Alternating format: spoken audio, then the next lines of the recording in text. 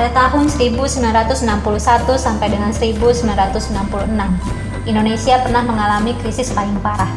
Krisis yang tidak hanya membawa pada kehancuran ekonomi, tapi juga politik, sosial, dan budaya.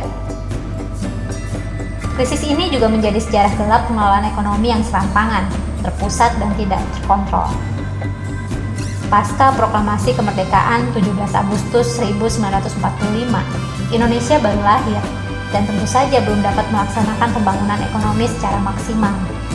Negeri bayi ini masih mengalami perang mempertahankan kemerdekaan dari agresi Belanda dan Sekutu hingga tahun 1949.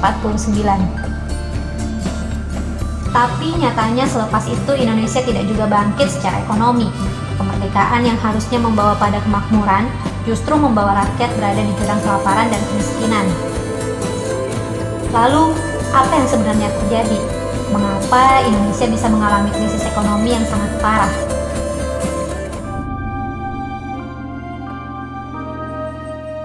Semua itu berasal dari satu sumber, obsesi politik Soekarno.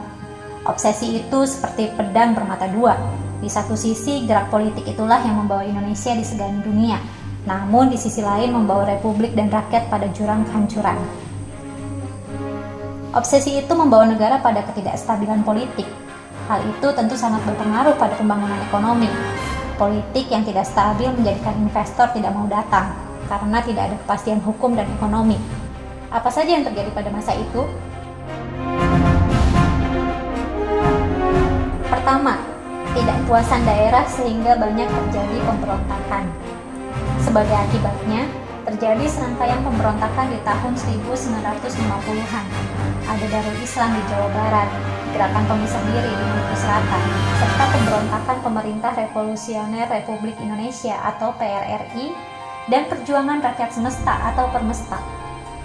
Soekarno juga menyingkirkan teman seperjuangan yang berbeda haluan, seperti Sultan Syahrir, Sumitrojoyo Hadikusumo, hingga Muhammad Hatta. Sistem politik di Indonesia yang liberal menimbulkan ketidakstabilan politik. Padahal kita tahu, tanpa stabilitas politik, maka ekonomi tidak dapat dibangun. Bayangkan saja, dari tahun 1945 sampai dengan 1966, Indonesia ganti kabinet sebanyak 28 kali. Itu artinya rata-rata kabinet hanya bertahan 1 tahun. Jadi dasar mutlak daripada pemerintahan, terutama sekali oleh kalimat inilah, saudara-saudara sekalian. Hal ini tidak saja karena memang sistem politik liberal, tapi juga obsesi Soekarno untuk membangun nasakom atau nasionalis agama dan komunis. Itu akibatnya politik Indonesia lebih banyak dihantui konfrontasi perang dingin 3 kutub kekuatan, yaitu militer, agama, dan PKI.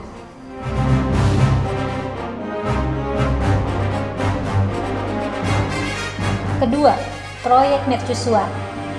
Tidak dapat dipungkiri, proyek-proyek mercusuar ini mampu mengangkat harkat dan martabat Indonesia yang baru mereka di dunia internasional.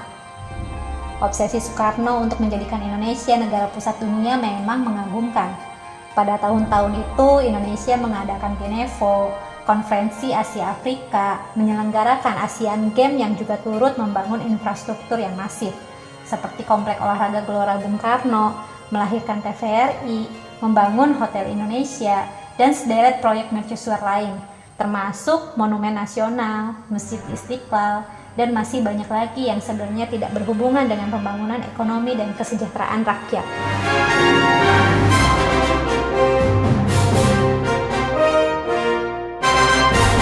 Ketiga, operasi militer.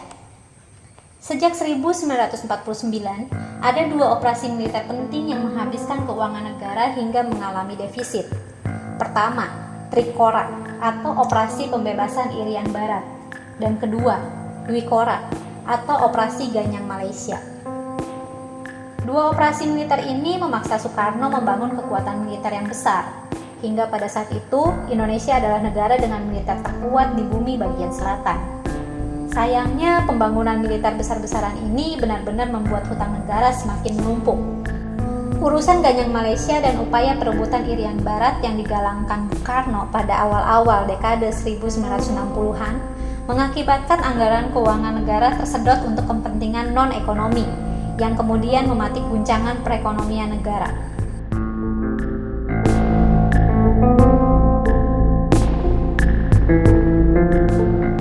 Keempat, kedekatan dengan blok komunis. Tidak dapat dipungkiri, obsesi Soekarno untuk melawan imperialisme dan kolonialisme, yaitu melawan hegemoni Barat, justru menarik Indonesia pada komunisme. Ini membuat ekonomi Indonesia semakin tertutup di bawah komando demokrasi terpimpin. Soekarno kala itu cenderung mendekat pada blok timur, seperti Cina, Korea Utara, dan Uni Soviet ketimbang negara-negara blok barat yang liberal. Ia menolak mentah-mentah bantuan dari Amerika Serikat. Bahkan, atas perintah Presiden, Indonesia menarik diri dari keanggotaan IMF dan Bank Dunia. Efek dominonya bagi Indonesia, ekspor menurun dan semakin terkucil dari pergerakan dan pembangunan ekonomi dunia.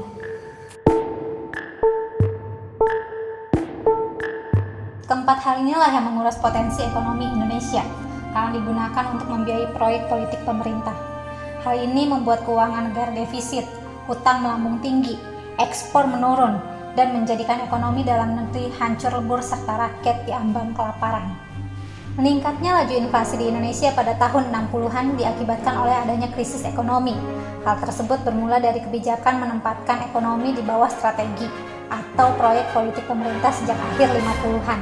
Krisis ekonomi dan inflasi yang tinggi muncul akibat dari proyek politik pemerintah era Orde Lama. Salah satunya dengan adanya proyek mercusuar yang menghabiskan banyak biaya, percetakan uang yang berlebihan, isolasi Indonesia akibat kebijakan luar negeri Presiden, konfrontasi terhadap Malaysia, serta nasionalisasi perusahaan asing yang mengurangi produksi di Indonesia. Krisis ekonomi serta inflasi yang tinggi semakin diperparah dengan kebijakan Sanerin hingga redenominasi.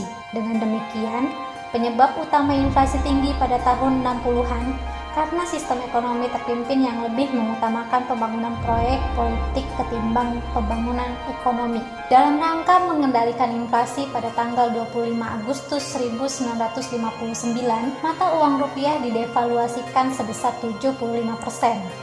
Dari sisi moneter, semua nilai mata uang kertas Rp500 dan Rp1.000 diturunkan menjadi 1/10 dari nilai nominalnya. Dan deposito-deposito bank dalam jumlah besar juga dibekukan.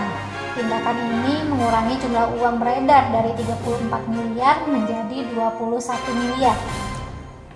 Inflasi sangat tinggi telah menyebabkan harga barang-barang naik 500% selama tahun 1965. Inflasi yang sangat tinggi tersebut disebabkan oleh harga beras yang naik sebesar 900% setiap tahun.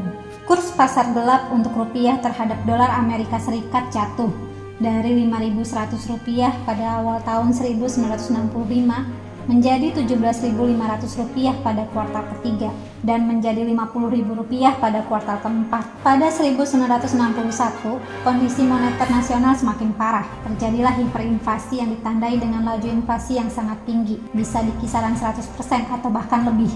Tahun 1961, peredaran uang meningkat 41%.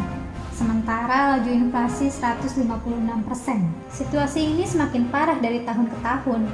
Puncaknya terjadi pada 1965. Tingkat edar uang naik hingga 161% dengan inflasi yang menembus angka 562%. Pemerintah bahkan mengalami defisit anggaran dari 29,7% pada 1961, kemudian berturut-turut 38,7%, 50,8%, 58,4% hingga 63,4% pada tahun 1965. Indonesia berada di titik nadir. Di tengah situasi ekonomi dan politik yang amat buruk, pemerintah akhirnya menerapkan kebijakan redenominasi atau penyederhanaan nilai mata uang tanpa mengurangi nilai tukar. Namun pada akhirnya semua strategi pemerintah tidak berhasil. Tahun 1965 saat puncak krisis ekonomi semakin parah, terjadi peristiwa G30 SPKI. Peristiwa ini tidak hanya menambah tekanan politik pada pemerintah, tapi juga membuat ledakan bom waktu pada Nasakom yang menimbulkan konflik horizontal berdarah. Akhirnya, obsesi politik Soekarno menjadikan Indonesia kekuatan dunia gagal. Yang terjadi justru sebaliknya. Krisis ekonomi dan krisis politik dahsyat yang terjadi bersamaan menjadikan sang presiden kehilangan wibawa. dan akhirnya terjungkal dari tahta.